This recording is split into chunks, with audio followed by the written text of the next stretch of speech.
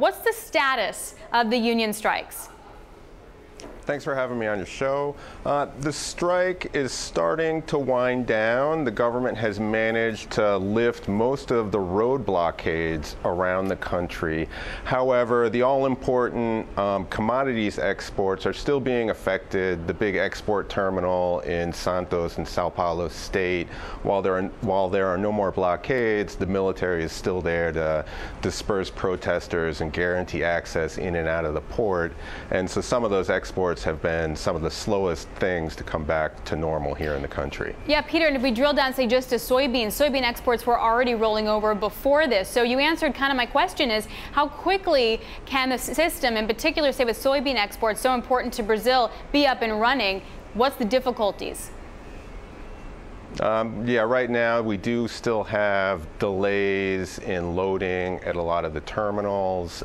We still have a lot of delays in getting the crops to the terminals. The good news is that there haven't been major crop losses. The crops have still been harvested. The harvesting has been a little bit slower, and so the product will eventually get to market. And so a lot of the analysts are saying that the impact on prices could be somewhat short-lived.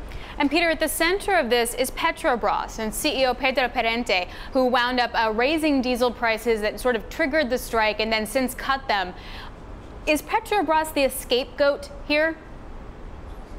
Yes, that's right. A lot of the politicians in the country are targeting Petrobras in particular for taking on a market-based pricing policy, which on one hand helped deliver the best quarterly results in about 5 years during the first quarter of this year, because they were able to take advantage of rising oil prices globally. And now that has also turned around and caused protests in Brazil, which is a country historically we're used to having fuel prices, particularly diesel, subsidized and shielded during these price booms. And so, that really triggered protests